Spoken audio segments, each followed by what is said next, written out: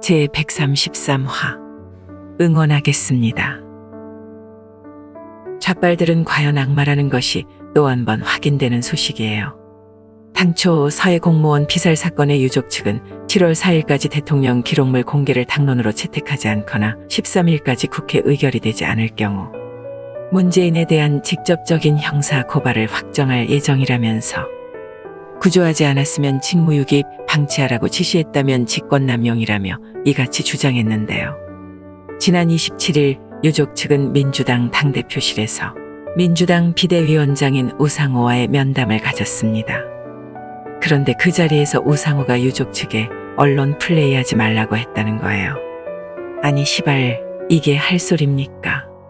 우상호는 면담 이후 기자들과 만나 왜 언론을 부르지 않냐고 소리를 지르기에 왜 소리 지르시냐 언론 플레이 하려고 하시는 거냐라고 한마디 한 것이라며 언론 플레이라는 말을 쓴다고 화를 내시기에 묵묵히 들었다고 전했는데 만일 국민의힘 당대표 준스톤이 세월호 유족 측에게 언론 플레이하지 말라고 했다면 민주당이 뭐라고 했을까요?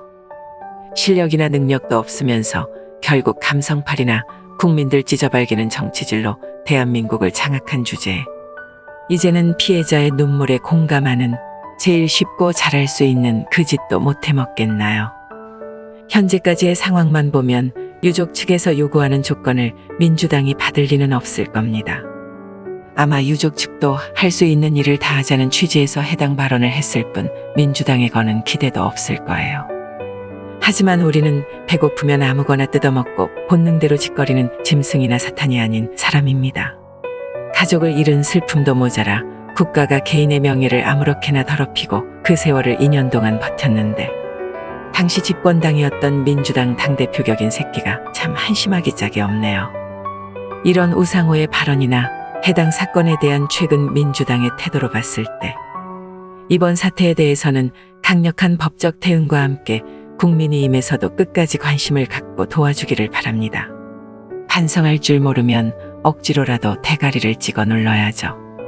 아무렴 월북자로 낙인 찍힌 죽음보다야 그 유가족들의 서름보다야 더 하겠습니까? 개양아치를 중심으로 번진 민주당의 내용이 대통령과 내각에 대한 비판의 목소리로 어느 정도 일원화가 되었다면 국민의힘의 당내 패권 다툼은 본격적으로 수면 위로 올라온 것 같아요. 지난주 준스톤은 자신의 페이스북을 통해 간장 한 사발 할 것 같다며 안철수와 장제원을 정조준했고 이에 안철수는 한국말인데 무슨 뜻인지 모르겠다며 속이 타나보다라고 맞받았으며 장제원의 경우 준스톤이 빠진 미래혁신 포럼 행사를 마친 뒤 갈등을 유발하지 말라며 일축했지만 지난주에 준스톤을 겨냥해 이게 대통령을 도와주는 정당이냐며 쓴소리한 것에 비해 단순한 원론적인 입장이다라는 분석입니다. 한편 준스톤은 최근 공개회의 자리에서 배현진의 악수를 거부한 것을 놓고 본인은 앞뒤가 다른 경우에 강하게 배척하는 사람이라며 이유를 설명하기도 했었죠. 여야를 떠나서 정치인들은 역시 믿을 것들이 못 되죠. 자세한 내막이야 그 누구도 알 수가 없으니 추측만 난무할 수밖에 없고 이런 정황은 대통령이나 당에 아무런 도움이 되지 않습니다. 대통령 선거가 3월 9일이었고 그에 따른 인수위 출범 그 이후의 시간이 얼마나 흘렀는데 당내 갈등 하나 수습이 안 된답니까? 스스로가 선택한 당대표인 만큼 뚜렷한 사유 없이 당정에서 압박을 가하는 것은 이치에 맞지 않고 반대로 도덕성 측면이 되었든 뭐든 간에 해당 행위가 우려되는 사람이라면 당대표라도 책임을 묻지 않을 수 없겠으나 수권 정당의 대표나 되는 사람이 커뮤니티에서나 나돌 법한 단어를 써가며 특정인을 향해 가볍게 입을 놀리는 것은 분명히 문제가 있고 출입기자들이 즐비한 회의석상에서 논란의 여지가 될 법한 행동을 서슴지 않는 것 또한 당대표로서는 아쉬웠다고 생각해요. 무릇 사람이 하는 정치라는 것은 개혁이 필요할 때 그것이 옳고 그름을 따지기 이전에 얼마나 많은 사람의 마음을 움직일 수 있느냐를 따져야 하고 필요에 따라서는 한 걸음 물러서는 것이 오히려 국민들에게는 아름답게 비춰질 수 있음을 알았으면 좋겠어요. 만일 준스톤이 특정인에게 화가 났다면 그래서 공개적으로 SNS에 특정인을 들먹이고 악수를 뿌리치는 행동을 해야겠다면 최소한 장제원이나 안철수가 어떤 측면에서 자신을 압박하려 드는지에 대한 납득할 만한 근거와 배현진이 다르다는 그 앞과 뒤가 도대체 뭔지에 대한 대략적인 설명도 함께 밝혔으면 합니다. 왜냐하면 우리 우파 동지들은 그 사람에 대한 맹목적인 팬덤보다는 옳은 의지를 가진 사람에게 더 열광하기 때문이죠. 장제원이든 안철수든 배현진이든 준스톤 본인조차도 이념에 부합하지 못하는 노선을 택한다면 하루아침에 내쳐질 수도 있으니까요. 지금까지는 2030 일각에서 준스톤에 거는 기대에 부응하여 지지층을 결집했다면 더 큰 정치를 하기 위해서는 빈정대는 그 말투부터 고쳐야 할 것 같아요. 좌파 여러분, 그래도 여당 지도자들은 큰 선거에서 지거나 무리를 일으킨 경우 책임지고 직을 내려놓습니다. 그 과정에서 최선을 다하고 말고에 대한 부분이나 아름답고 아니고 한데 대한 부분은 고려하지 않죠. 대선도 지고 지방선거도 개발렸는데 개양아치는 전당대회에 나간다죠. 같은 좌빨들 사이에서도 개양아치는 확실히 종이 좀 다른 것 같아요. 저는 개인적으로는 개양아치가 꼭 당대표가 되면 좋겠어요.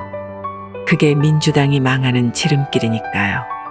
대한민국의 우경화라는 큰 그림을 위해서 저는 그를 응원하겠습니다.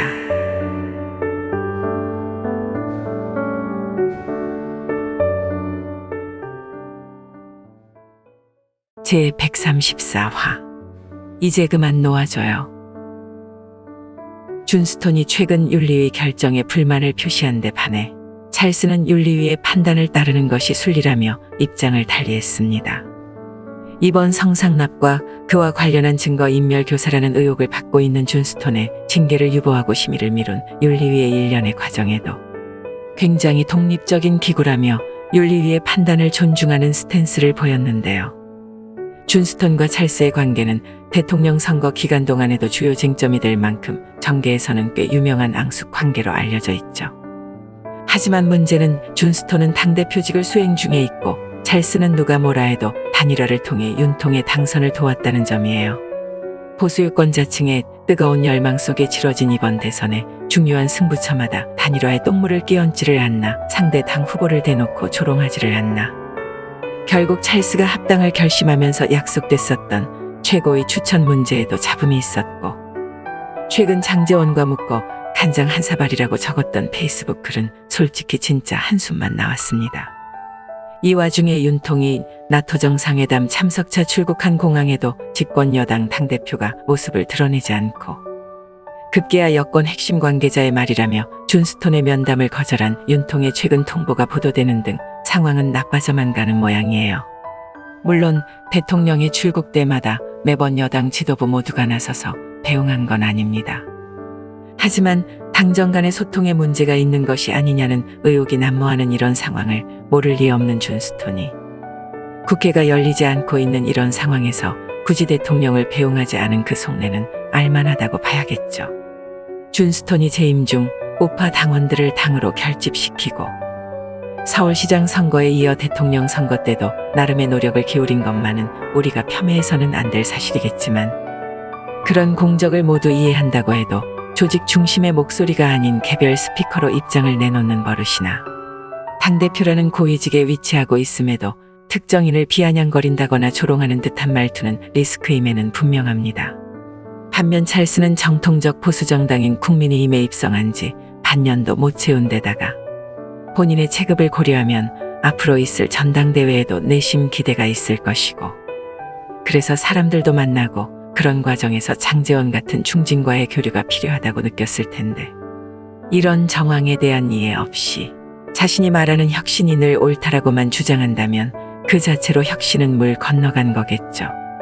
새 정부 임기 초 허니문을 누리기에 얼마나 좋은 때입니까? 민주당은 걷어찬 적도 없는데 스스로 자빠지고 있고 전임 정권의 의혹들이 하나둘 밝혀지고 수사 결과도 하나씩 나오는 중인데 국민들의 바람과는 아무 상관없는 이런 당내 분열 조짐은 시발점이 누가 되었든 간에 이제 그만 자중해야 하겠습니다.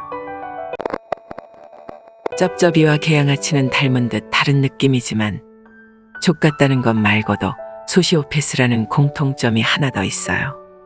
소시오패스는 쉽게 말해 지 밖에 모르는 이기적인 새끼라는 뜻이죠. 전당대회를 2달 앞둔 민주당 내부에서 이러다가 당이 깨지는 게 아니냐는 우려 속에서도 개양아치는 출마의 뜻을 굽힌 적이 없는데요. 이에 홍영표나 전해철 등 유력 당권 후보자들이 속속들이 불출마 선언을 하며 개양아치를 압박해 보고 있긴 하지만 정작 개양아치는 자신의 팬덤인 개딸과 활발한 소통을 이어가며 불출마에 관한 어떤 입장도 내놓고 있지 않고 있죠. 빗집계 의원들 중 홍영표는 개양아치에게 직접 불출마 제안을 한 것으로 알려진 바가 있고, 김민석은 지난 26일 자신의 페이스북을 통해 이대로 가면 당이 깨지지 않겠냐면서 이른바 분당론을 꺼내놓기도 했는데, 쩝쩝이 못지않은 개양아치의 소시오패스 성향에 이들의 회유가 먹힐 리 만무합니다. 불출마를 알린 홍영표도 개양아치가 출마를 강행할 경우엔 내가 나가서 이기는 수밖에 없다며 자신도 출마하겠다는 입장이에요.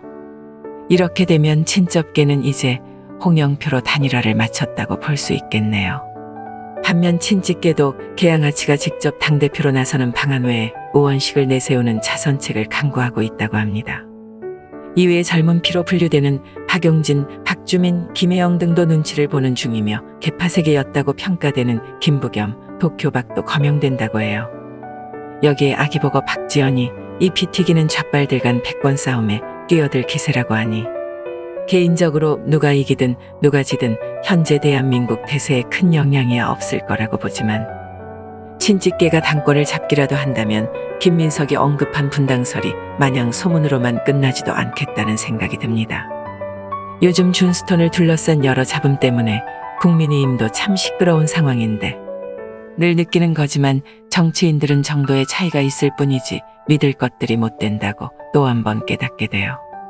좌파 여러분, 개양아치가 개양에 출마할 때도 당대표를 노린다는 소식이 들릴 때도 심지어 전당대회 출마가 기정사실화돼 가고 있는 이런 상황에서도 저는 큰일 났구나, 개양아치가 감옥에 안 갈 수도 있겠구나, 이런 생각은 단 한 번도 하지 않았습니다.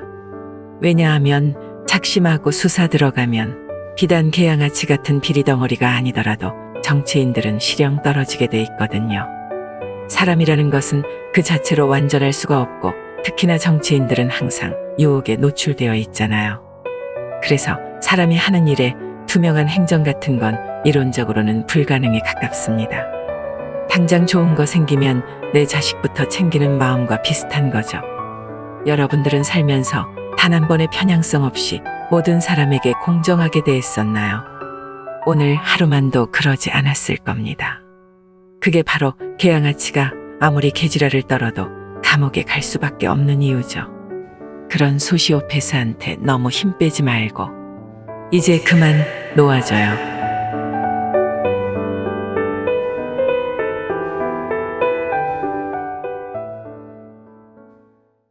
제 135화 너무 걱정하지 말아요. 내달 7월부터 전기요금 인상에 관련해 정부에 대한 비판이 이어지는 가운데 윤통의 국정 지지율에도 영향이 미쳐 소폭 하락한 상태입니다. 국민의힘 지지율이야 집안 싸움 때문이라 사필귀정이라 하겠지만 전기요금 때문에 윤통의 지지율이 흔들리는 건 피할 수 없는 과정이라 해도 억울한 건 사실이에요. 과거 문정권 당시 정부는 전기료를 산정할 때 원가 연동형으로 올리겠다고 선언해 2021년부터 시행되고 있었는데, 이는 쩝쩝이가 탈원전이라는 미친 짓을 하는 바람에 한전에 적자가 쌓이고 있었고, 이를 극복하는 방안으로 국민들에게 세를 부담하는 방식을 선택한 거였어요. 원가 연동형은 국제 유가에 따라 전기료를 차등해서 내는 방식을 말하는데, 유가 변동과 관계없이 정부의 관리로 인해 동결된 요금을 내던 기존 방식에서 들쭉날쭉하는 고지서를 받아야 하는, 특히나 요즘 같은 고유가 상황에서는 국민들에게 그 피해를 오롯이 전가하는 꼴이 되는 방식이에요. 국민들이 이에 대해 자세하게 알 수 없었던 것은 그 당시 전문가들의 우려 섞인 조언을 눈치 보느라 잘 받아 적지 않았던 언론 탓도 있겠지만, 선거에 악영향을 미칠까봐 고지고대로 세금 올리는 방식을 택하지 않은 쩝쩝이의 교활함 때문이었죠. 더구나 2021년 당시 코로나 팬데믹으로 국제유가가 바닥을 치고 있을 때 시행한 정책이라 관심이 적은 국민들은 모를 수밖에요. 결국 정부가 어린지를 하지 않고 유가 변동에 따른 책임을 국민에게 돌리는 거시적인 방법을 이용한 덕에 요즘 같은 고유가 시대에는 국민들이 분통을 터뜨리게 되는 겁니다. 문정부 말미에 치솟기 시작한 유가에 쩝쩝이는 중간중간 세금을 동결하며 핸들링하다가 결국 윤통에게 바통을 넘겨주게 되었고, 윤통은 다들 아시다시피 선거 기간 때 전기요금을 올리지 않겠다고 공약을 내걸었지만 30조 부채에 허덕이는 한전의 재정을 확인하고는 도저히 약속을 이행할 수 없는 처지에까지 놓이게 된 거였어요. 조단위 흑자 사업임과 동시에 저렴하고 효율 좋은 원자력을 말 같지도 않은 안정성 시비 걸어 걷어차고 태양광이나 석탄으로 그 빈자리를 메운 쩝쩝이 때문에 정권 초기 지지율이 떨어질 걸 각오하고 발등에 떨어진 불이라도 꺼보려고 불가피하게 시행된 건데, 좌빨들을 중심으로 한 가짜뉴스는 이때다 싶은지 판을 치는 중입니다. 전기세가 10배 오른다느니 이게 대기업 법인세이나 정책 때문에 돈이 없어서라느니 시발 비도 오는데 기분 족같아요. 쩝쩝이는 정권 2년차까지 이명박근혜 탓만 했는데 윤 정권이 들어서니 갑자기 대한민국은 전 정권 탓을 하면 안 되는 나라라도 됐나 봐요. 주변에 전기세 갖다가 개소리하는 좌빨 있으면 앞선 내용 정리해서 팩트로 조져주시고, 그런 것도 귀찮으시면 이 영상 링크나 걸어주고 그냥 한번 쪼개주시면 되겠습니다. 행안부가 다음 달부터 경찰 업무 조직을 신설해 통제하겠다는 뜻을 밝힌 가운데 여야는 각각 토론회를 열고 여론전에 나섰어요. 민주당의 입장은 경찰 길들이기에 들어간 것이 아니냐는 입장이지만 사실 저 말에는 반박하기 힘들군요. 맞아요. 경찰 조직에 대한 견제 그리고 길들이기, 이거 맞습니다.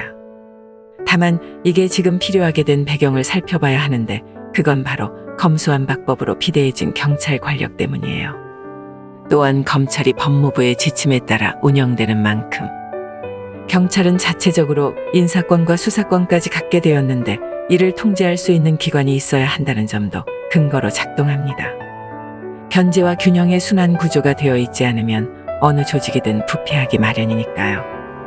검찰 수사권을 이관시켜서 무력화시키고 이를 정쟁에 이용하려 했던 민주당의 검수완박하되 이번 행안부의 경찰국 신설은 일각의 비난을 뚫고서라도 강행되어야 한다고 생각해요.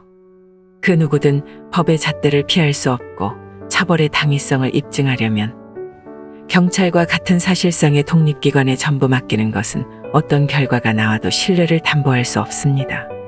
좌파 여러분, 윤 정부 내각 구성 당시 좌동은 우상민이라는 말을 만들어내 민주당은 이러한 사태를 직감하고 있었어요. 여론전을 통해 막아보려 했던 민주당의 이번 서해 공무원 피살 사건, 북한 어민 강제 북송 사건 등 악재가 연이어 터지면서 일반 여론도 이번 행안부 조치에 큰 반향은 없을 것으로 보입니다. 지금 고작 들고 일어선 사람들을 살펴보면 민주당 의원 아니면 경찰 내부 친야 성향 인물이라는 것이 드러난 만큼 역설적으로 판단했을 때 오히려 윤 정부가 잘하고 있구나 싶어요. 나쁜 짓 한 사람들 감옥 보내는 데는 이견이 없으실 거잖아요. 그런 여러분과 제 마음을 담아 쩝쩝이가 됐든 개양아치가 됐든 제대로 한번 까볼 테니까 너무 걱정하지 말아요.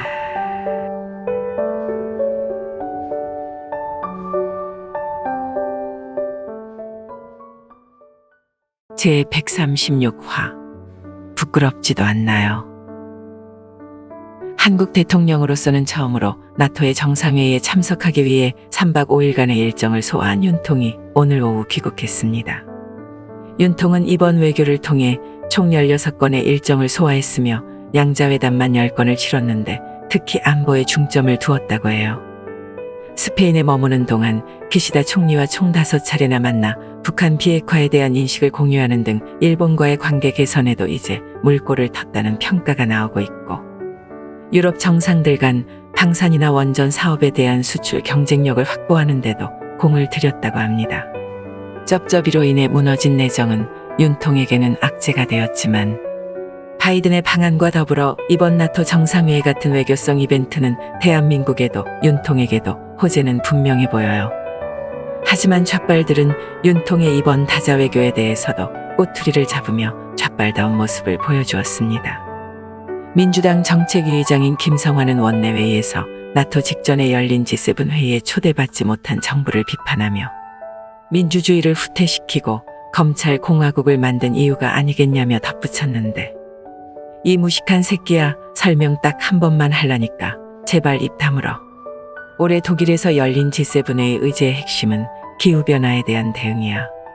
주요국인 미국, 일본, 독일, 영국, 프랑스, 이탈리아, 캐나다 외에 이번에 초청받은 나라는 4개국인데, 이 중 인도네시아는 올해 G20 개최국이라서 초대받고, 인도는 내년에는 얘네 나라에서 G20이 열리니까 초대받고, 세네갈은 아프리카 연합 의장국 자격으로 초대받고, 남아공은 기후변화 협력 플랫폼을 시범 운영하는 나라라서 관련이 있으니까 초대받은 거란 말이야. 여기 봐봐. 독일 총리가 G7은 서구 선진국만의 배타적인 클럽이 아니라 그러지. 아니 시발, 기후변화 어떻게 막을래? 이런 얘기하는데 한국을 왜 부르니? 너 같으면 북한 핵 문제가 의제일 때 브라질 대통령 부를래? 얘네들은 G7 하면 그냥 한국이 초대해 주세요 한다고 갈 수 있다고 생각하나 본데, 그건 쩝쩝이 때 그걸로 내정에 이용하기 위해 쇼하려고 하던 짓이고, 환경 문제에 관해서만큼은 대한민국 같은 영토가 작거나 대단한 문제가 없는 나라는 당연히 초대하지 않죠. 대선 때 개양아치도 아리백인가 뭔가 하면서 갖고 나왔다가 다음 토론 때부터는 알자도 안 꺼내고 꽁지 빼더니, 환경이라면 해당 단체의 표심 외에는 관심 없는 민주당에서 그래도 배웠다는 새끼가 저런 소리 하니까 개돼지들이 환장하고 달겨드는 겁니다. 다시 한번 말씀드리지만 우리나라의 경우 필요하면 공업단지 몇 개라도 더 조성해도 되고, 녹지 몇 개 정도는 나라 발전을 위해서라면 좀 갈아엎어도 상관없어요. 아니 그렇게 환경 생각하는 것들이 멀쩡한 산다 깎아서 태양광 패널은 왜 박았답니까? 그때는 환경 문제가 없었나요? 지들끼리 짬짬이해서 나라야 어찌되든 말든 그저 해먹을 생각만 하니까 입장이 오락가락하는 겁니다. 사실 우리나라에서 환경하면 빠질 수 없는 분은 박정희 대통령이었어요. 새마을 운동이 국민들 삶의 질을 올려놓았다면, 박통의 녹화 사업은 아궁이에 불을 떼느라 민둥산이 된 우리나라 살림을 완벽하게 복원했습니다. 당신 나무 심겠다고 월드비전에서 받은 예산을 석탄 개발에 몰빵했던 박통은 당시 월드비전에 항의해 국민들 난방부터 해결이 되어야 나무를 땔감으로 쓰는 일이 없을 것 아니냐며 맞받았고, 이후 나무배는 이를 엄격하게 단속하는 동시에 화전민을 대상으로 집을 지어주고 직업 교육을 시켜 국민들이 나무를 베지 않아도 먹고 살 수 있게 해주었죠. 정부의 엄격한 감시와 통제, 그리고 결과에 따르는 보상이 확실했던 덕에 당초 10년차 계획을 6년 만에 종결했던 놀라운 사업이었습니다.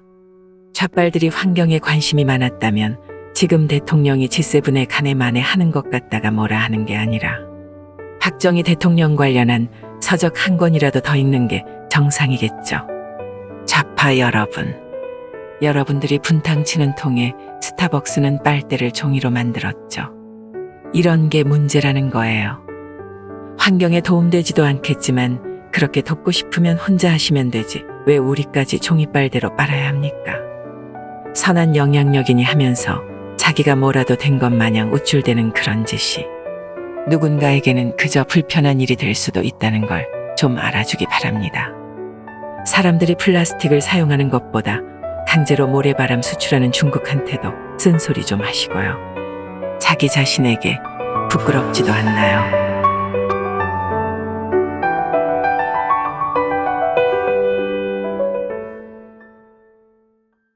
제137화 영원히 청춘일 수는 없어요.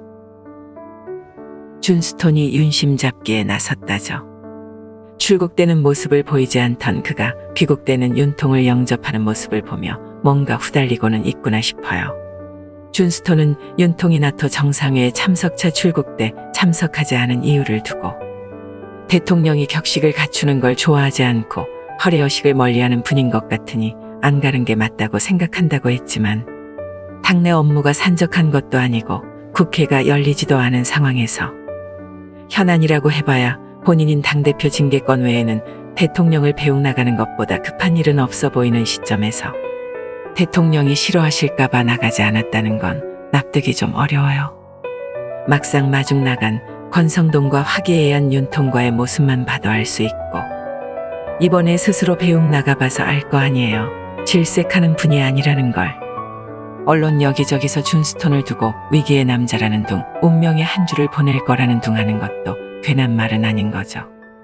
친윤계로 불리는 박성민 당대표 비서실장이 사퇴를 하고 윤통을 배웅하지 않은 것에 대한 여론이 나빠지자 이 같은 결정을 내린 것이 아니냐는 평가가 나오는 가운데, 반면 대통령실 분위기는 차가운 듯합니다.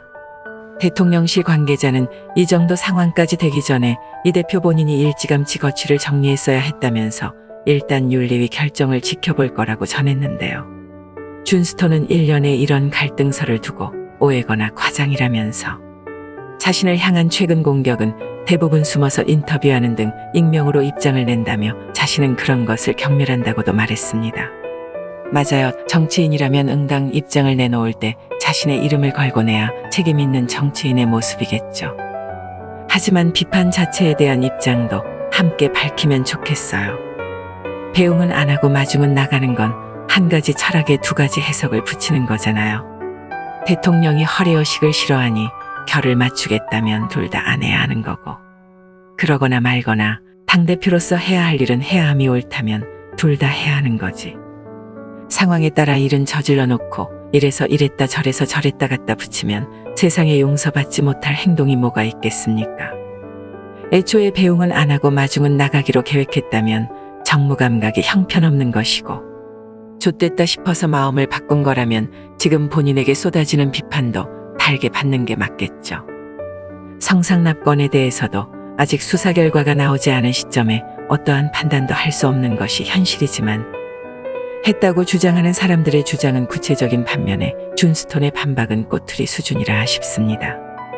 저들은 정확한 숫자를 위시한 날짜나 횟수, 장소가 어딘지까지도 명확한데, 녹취록도 편집된 조각이라 믿을 수 없고 대통령 시계에 없는 1년 번호를 대라고 말장난이나 하니, 아무리 무죄 추정의 원칙도 좋지만 그건 법리적 용어고 일반 국민들은 느낌이 쎄하단 말이죠. 여러분들이 믿기 힘드실지 모르지만 저는 준스톤이 성상납 받은 사실이 없길 바랍니다. 그래서 국민이 임해 자신의 역량을 더 보태줬으면 해요. 우리는 이제껏 준스톤이 제안하는 새로운 리더십을 경험한 적이 없습니다. 그 리더십이 결과적으로 좋지 못한 결과를 가져온 적도 있지만, 그가 당대표로 있는 동안 주요 선거 2번에서 모두 승리했던 것은 사실이고, 특히 대선의 경우 준스톤이 오히려 낙선 운동을 했다는 주장에는 최소한 동의하기 어려울 것 같아요. 다만 저는 죄가 있으면 처벌을 받는 세상을 원하고, 그런 것에 정치적 고려나 정무적 판단이 있어서는 안 된다고 주장하는 사람입니다. 막연하게 준스톤을 욕하는 것도 싫지만 맹목적으로 그를 감싸서도 안 되는 거죠.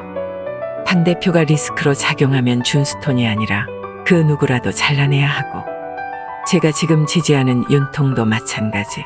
대한민국의 자유와 진실을 외면하는 판단을 할 때엔 뼈아프지만 비판하겠습니다. 그리고 오늘은 준스톤을 사랑하는 여러분들께 당부의 말 전합니다. 준스톤 개인을 사랑하지 마시고 자유 대한민국을 사랑해주세요. 준스톤이 아웃되면 민주당을 찍겠다는 의지는 여러분들의 광기에 불과하며 그런 건 오래가지도 못합니다. 여러분들이 틀딱이라고 몰아가는 어르신들도 그분들의 경험에서 비롯한 신성한 판단이니 무조건적인 비판은 말도 안 됩니다. 여러분들이 준스톤을 사랑하는 마음을 이해는 하는 저의 마음처럼 그분들을 이해하는 선에서 출발해야 건설적인 토론에 가까울 수 있을 거예요. 마지막으로 한 말씀만 더 드리면, 여러분 개인의 입장이 2030 전체를 대변한다는 착각은 진짜 좀 멈춰주길 바랍니다. 그런 생각은 그 자체로 오만하거나 비겁하고 여러분들이 꿈꾸는 민주주의도 아니기 때문이에요. 자유대한민국에는 개인이 있을 뿐 집단의 광기로는 아무것도 이룰 수 없다는 말씀 마지막으로 드립니다. 저도 태어나자마자 40이었을 리는 없을 거고, 여러분들도 영원히 청춘일 수는 없어요.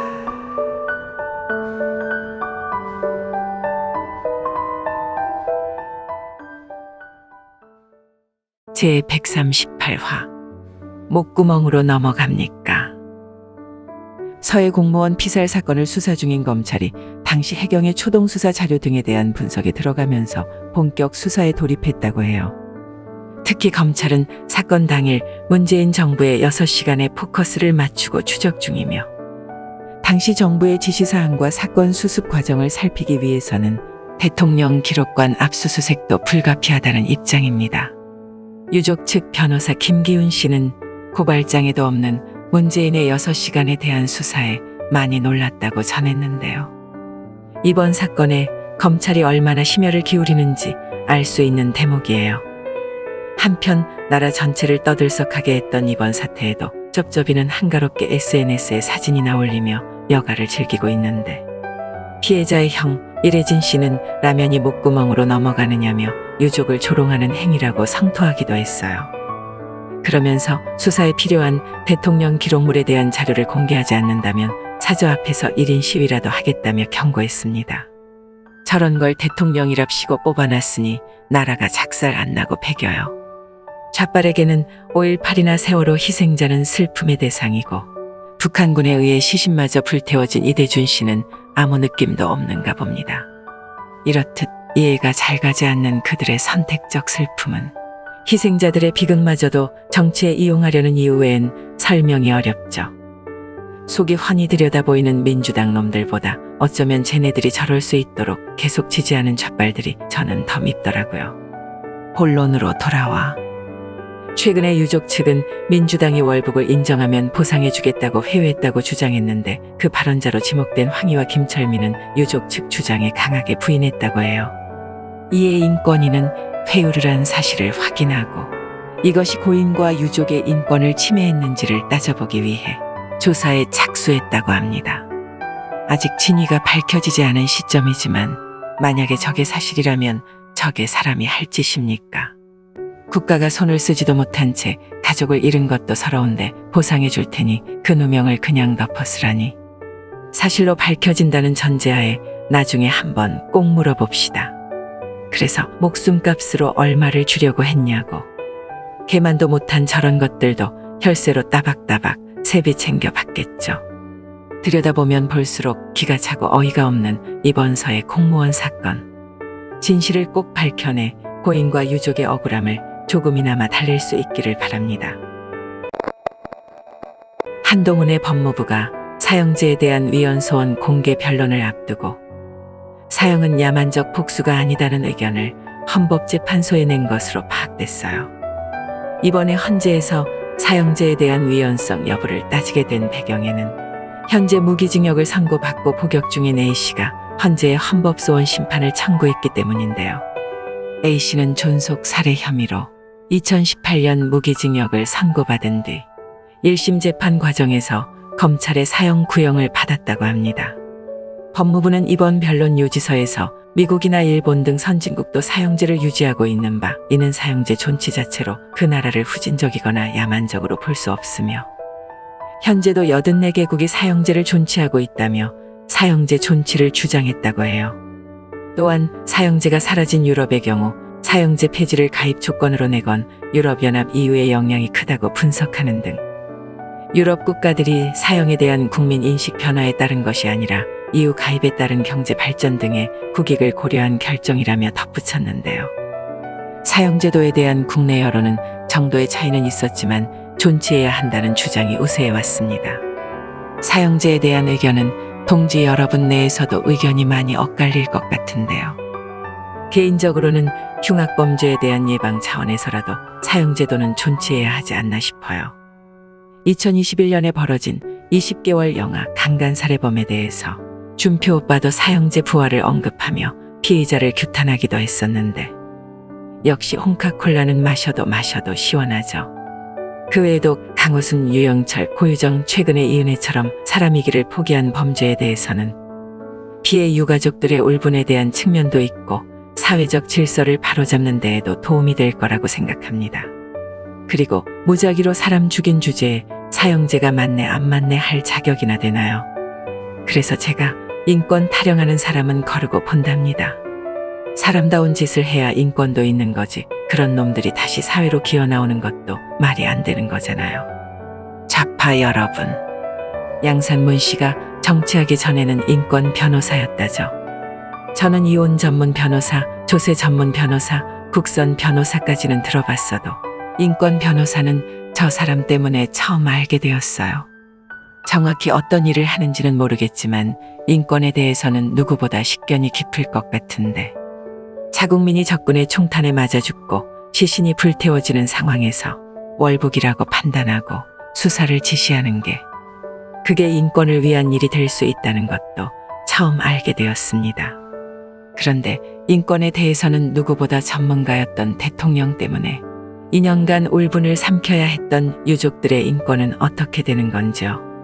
그분들도 대한민국 국민이고 당연히 인권이 있을 텐데 그분들의 인권은 어떻게 지킬 수 있나요? 이래진 씨의 마음을 담아 저도 한번 물어보고 싶어요. 라면이 목구멍으로 넘어갑니까?